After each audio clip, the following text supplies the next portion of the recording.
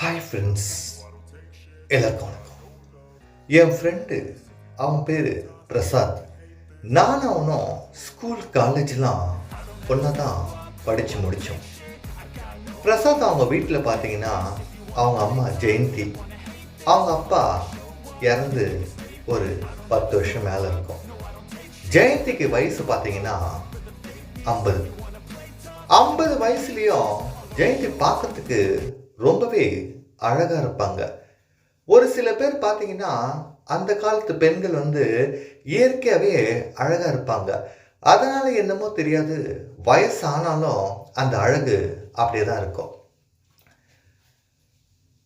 College முடிச்சதுக்கப்புறம் 2 பேருமே ஜாபுக்காக application போட்டோம்.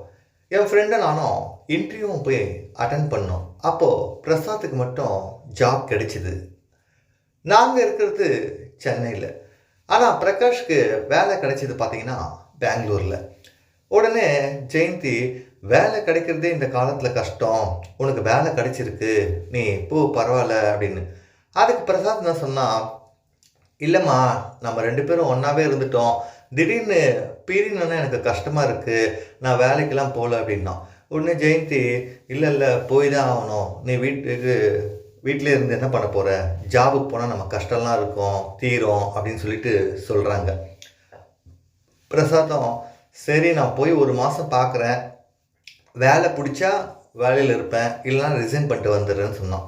ஜெயந்தியும் சரி முதல்ல நீ போனால் போதும்னு சொல்லிட்டு ஜாபுக்கெல்லாம் ரெடி பண்ணிட்டாங்க. நான் தான் என் ஃப்ரெண்டை பிரசாத் எடுத்து போயிட்டு பஸ் ஸ்டாப்பில் ட்ராப் பண்ணிவிட்டு ரிட்டன் வீட்டுக்கு வந்துட்டு இருந்தேன். ஜெயந்தி ஒன்று கால் பண்ணாங்க. பிரசாத் இருந்ததால் எனக்கு எல்லா வேலையும் அவனே பண்ணிட்டான், இப்போ அவன் ஜாபுக்கு போனதால் நான் யாரை கேட்குறதுன்னு எனக்கு தெரியல அப்படின்னாங்க. நான் ஒன்றே சொன்னேன், இல்லைம்மா, உங்களுக்கு ஏதாச்சும் தேவைப்பட்டுச்சுன்னா எனக்கு ஃபோன் பண்ணுங்கள், நான் ஹெல்ப் பண்ணுறேன், ஒன்றும் ப்ராப்ளம் இல்லைன்னு. சரின்னு சொல்லிட்டு ஒரு 2 நாள் கழித்து பிரசாத் எனக்கு ஃபோன் பண்ணான். போனியாடா, அம்மாவை பார்த்தியா, பேசுனியான்னு கேட்டான். இல்லைடா, நான் இப்போ ஜாபுக்காக ட்ரை பண்ணிட்டு இருந்தேன்ல, அதான் போக முடியலன்னு. அப்பப்போ போய் பாடுறா, அவங்களுக்கு ஏதாச்சும் தேவைப்படும், நீ தான் எல்லாமே பார்த்துக்கணும், அப்பாவும் இல்லைல்ல அப்படின்னா. சரிடா நான் பார்த்துக்கிறேன் அப்படின்னு சொல்லிட்டு ஒன்று ஜெயந்தி கால் பண்ணேன். அம்மா சாப்பிட்டீங்களா, என்ன பண்ணுறீங்கன்னு கேட்டேன். இல்லை மணி 8 மணி தானே ஆகுது, ஒரு 10 மணிக்கா சாப்பிட்லான்னு சொன்னாங்க. சரிம்மா, ஏதாச்சும் திங்ஸ்லாம் வீட்டில் இருக்கா, ஏதாச்சும் வாங்கிட்டு வரணுமான்னு கேட்டேன். இது சப்பாத்தி தான் சாப்பிடணுன்னு போல் இருக்குது, ஆனால் கோதுமை இல்லை, கொஞ்சம் வாங்கிட்டு வரியா அப்படின்னாங்க. சரி நான் ஒரு 9:30 மணிக்கு வந்தால் பரவாயில்லையான்னு. பரவாயில்ல வா அப்படின்னாங்க. சரி நானும் ஜாபெல்லாம் ட்ரை பண்ணலாம்னு சொல்லிட்டு எல்லா இன்டர்வியூ அட்டன் பண்ணிட்டு அப்போ தான் டயர்டாக வீட்டுக்கு வந்தேன். சரி இவங்க வேறு கோதுமை கேட்டாங்களே அப்படின்னு சொல்லிட்டு கோதுமை வாங்கிட்டு ஜெயந்தி வீட்டுக்கு வந்தேன். வீட்டுக்கு வந்ததும் காலிங் பெல் அடித்தேன். காலிங் பெல் அடித்தேன், ஜெயந்தி வரவே இல்லை. ஏன்னா வீட்டில் இருக்காங்க இல்லைன்னு தெரியலன்னு சொல்லிட்டு மொபைல் கால் பண்ணேன். மொபைல் கால் பண்ணதும் ஜெயந்தி சொன்னாங்க, வந்துட்டியா, இருப்பா, நான் ஃப்ரெஷ்அப் ஆகிட்டுருக்கேன், வரேன்னு சொன்னாங்க. நான் யோசித்தேன், என்னடா இந்த நேரத்தில் போயிட்டு இவங்க குளிச்சுட்டு வராங்க அப்படின்னு சொல்லிட்டு சரின்னு கொஞ்ச நேரம் வெயிட் பண்ணிட்டு இருந்தேன். வந்ததும் அவங்க டோரு ஓப்பன் பண்ணிவிட்டு நீ சோஃபாவில் இரு வரேன்னு சொல்லிட்டு அவங்க ரூமில் போயிட்டு அவங்க மேக்கப்லாம் பண்ணிட்டு இருந்தாங்க. நான் அப்போ தான் முதல் டைமு ஜெயந்தியை நல்லா பார்க்க ஆரம்பித்தேன். என்னடா அது இந்த வயசுலேயும் இவ்வளோ அழகாக இருக்காங்க, இப்போ தான் நல்லா ஃப்ரெஷ்ஷப் ஆகிட்டு மேக்கப்லாம் போட்டுருக்காங்கன்னு சொல்லிட்டு பார்த்துட்டே இருந்தேன். ஒன்று ஜெயந்தி நான் பார்க்குறத நோட்டீஸ் பண்ணாங்க, இருந்தாலும் எதுவும் கேட்கல. வந்ததும் வாங்கினட்டியா கோதுமை அப்படின்னாங்க. வாங்கினட்டுமா, இந்தாங்கம்மா அப்படின்னேன்.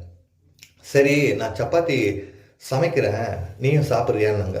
இல்லை பரவாயில்ல, நான் வீட்டுக்கு போய் சாப்பிட்டுக்கிறேன்னு.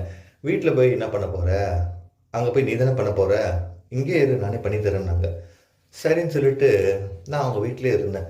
உடனே சமையல் அறையில் போயிட்டு அந்த சப்பாத்தியை ரெடி பண்ணிட்டு இருந்தாங்க ஜெயந்தி.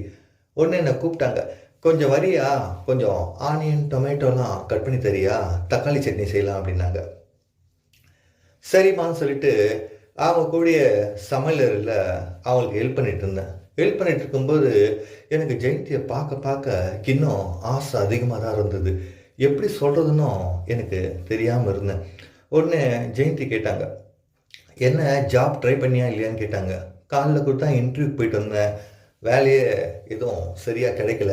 என்ன பண்ணுறதுனே தெரில அப்படின்னு. சரி விடு, அந்த ஜாப் கிடைக்கும்போது கண்டிப்பாக கிடைக்கும். நீ ஏன் கவலைப்படுற அப்படின்னாங்க. சரின்னு சொல்லிட்டு சமைச்சிட்டே இருக்கும்போது எனக்கு இவங்கள பார்த்துட்டே இருந்தேன். பார்த்ததும் எனக்கு ஆசை அதிகமாக தான் இருந்தது. அதுக்கப்புறம் நான் கேட்டேன் ஜெயந்தி கிட்ட, இங்கே ரெஸ்ட் ரூம் எங்கே இருக்குதுன்னு கேட்டேன். அதோ அங்கே அங்கே என் ரூம் இருக்குல்ல, என் ரூம்லேயே தான் இருக்குதுன்னாங்க. சரின்னு சொல்லிட்டு ரெஸ்ட் ரூம் போயிட்டு அங்கே கொஞ்ச நேரம் ஜெயந்தியை பற்றி நினச்சிட்டே இருந்தேன். என்னடா அது, என்ன சொல்கிறது ஏது சொல்கிறது ஒன்றும் தெரியலையே, ஆசை வேறு அதிகமாகுதுன்னு சொல்லிட்டு நான் அங்கேயே தனிமையில் சந்தோஷமாக இருக்க ஆரம்பிக்கலாம்னு சொல்லிட்டு இருந்தேன். ஒன்று ஜெயந்தி வந்து அந்த கதவு கிட்ட நின்றுட்டாங்க. என்னடா இவ்வளோ நேரம் ஆயிடுச்சு என்ன அப்படின்னாங்க. ஒன்றும் இல்லைன்னு, வா சீக்கிரம் சப்பாத்தி ரெடி பண்ணிட்டேன் அப்படின்னாங்க. சரி நான் வந்ததும் ஜெயந்தி என்னையே பார்த்துட்டு இருந்தாங்க. அவங்களுக்கு தெரிஞ்சுது அவங்க மேலே எனக்கு ஆசையாக இருக்குது, நான் உள்ள ஏதோ பண்ணிகிட்டு இருந்தேன்னு. ஒன்று ஜெயந்தி கேட்டாங்க, ஆமாம் ரெஸ்ட் ரூம் போயிட்டு என்ன பண்ணிட்டு இருந்த இவ்வளோ நேரம் அப்படின்னாங்க. ஒன்றும் இல்லைம்மா அதெல்லாம் ஒன்றும் இல்லை அப்படின்னு. சொல்லு என்கிட்ட சொல்கிறதுக்கு என்ன அப்படின்னாங்க. நான் ஒன்று சொன்னேன், இல்லை எனக்கு என்னன்னு தெரியல, உங்களை பார்த்ததும் ஆசையாக இருக்குது அப்படின்னு. ஒன்று சைலண்ட்டாக இருந்தாங்க ஜெயந்தி. நான் ஒன்று யோசித்தேன், இவங்க வந்து என் ஃப்ரெண்டுகளில் சொல்லிவிடுவாங்களோ அப்படின்னு சொல்லிட்டு யோசிச்சுட்டே இருக்கும்போது ஜெயந்தி ஒன்று பேச ஆரம்பித்தாங்க. எனக்கு தான் என் வீட்டுக்கார் இறந்து 10 வருஷம் மேலே ஆகுது. சந்தோஷன்றது எனக்கு கிடைக்காம இருக்குது. பிரசாத் வீட்டில் இருக்கும்போது நான் அவங்ககிட்ட எந்த விஷயத்தையும் சொல்கிறதில்ல. இப்போது நான் அவங்ககிட்ட சொல்கிறேன், எனக்கும் சில பெண்களை பார்த்தா அந்த மாதிரி இருக்கணும், சந்தோஷமாக இருக்கணும், நம்ம ஏன் தனியாக இருக்கோம்னு சொல்லிட்டு எனக்கு மனசு ரொம்பவே கஷ்டமாக இருக்குன்னாங்க. நான் ஒன்று கேட்டேன், சரி உங்களுக்கு விருப்பம் இருந்தால் சொல்லுங்களேன், உங்களுக்கு பிடிச்ச மாதிரி நான் இருக்கேன்ல அப்படின்னு. உடனே ஜெயந்தி சரி முதல்ல சப்பாத்தி சாப்பிடுனாங்க. சப்பாத்தி சாப்பிட்டதும் அவங்களே வாசலில் போய் பார்த்தாங்க யாராச்சும் இருக்காங்களான்னு. யாரும் வாசலில் இல்லை. வந்ததும் கதவை லாக் பண்ணிட்டு வந்தாங்க. என் முன்னாடி வந்து நின்றுக்கிட்டு, சரி உனக்கு இப்போது என்னை பார்த்தா என்ன தோணுதுன்னாங்க. எனக்கு ரொம்ப சந்தோஷமாக இருக்கணும் போல் இருக்குது, வேலை செய்யணும் போல் தோணுது அப்படின்னு. ஜெயந்தியும் சரின்னு சொன்னான். நம்மளும் இவ்வளோ நாள் தான் ஆசையை கட்டுப்படுத்திட்டு இருக்கிறது. ஒரு சில சமயம் நம்ம ரொம்பவே ஏங்குவோம், யார்கிட்டயாவது பேசலாமா, யார்கிட்டனா சந்தோஷமாக இருக்கலாமான்னு சொல்லிட்டு. அதுவும் இந்த ஃப்ரெண்டோட அம்மாலாம் பார்த்தீங்கன்னா நல்ல வயசில் கூட நல்லா இருப்பாங்க. அவங்களுக்கு ஹஸ்பண்ட்லாம் இல்லாதப்போ என்ன ஆகுன்னா ரொம்பவே தனிமையாக ஃபீல் ஆகும். அந்த சந்தோஷத்தை நம்மக்கிட்ட அவங்க எதிர்பார்ப்பாங்க. அந்த மாதிரி தான் நான் ஜெயந்தி கூடயும் சந்தோஷமாக இருக்க ஆரம்பித்தேன். நம்ம எந்த அளவுக்கு வேலை செய்கிறோமோ அந்தளவுக்கு அவங்க ஃப்ரெண்ட்ஷிப்பு நம்ம கூடயே தான் இருக்கும். லைஃப் லாங்காக அவங்க அந்த ஃப்ரெண்ட்ஷிப்பை நினைக்கணும்னு சொல்லிட்டு ரொம்பவே எதிர்பார்ப்பாங்க. இந்த மாதிரி ஜெயந்தியை வேலை செய்யும்போது ஜெயந்தி அப்பப்போ எனக்கு ஃபோனும் பண்ணுவாள், எப்படா மறுபடியும் வருவேன்னு சொல்லிட்டு. நம்ம ஒரு தடவை அவங்களுக்கு சந்தோஷத்தை கொடுக்க ஆரம்பித்தோம்னா லைஃப் லாங்காக அவங்க சந்தோஷத்தை எதிர்பார்ப்பாங்க. ஓகே ஃப்ரெண்ட்ஸ், நான் நெக்ஸ்ட் வீடியோவில் பார்க்குறேன். பாய்.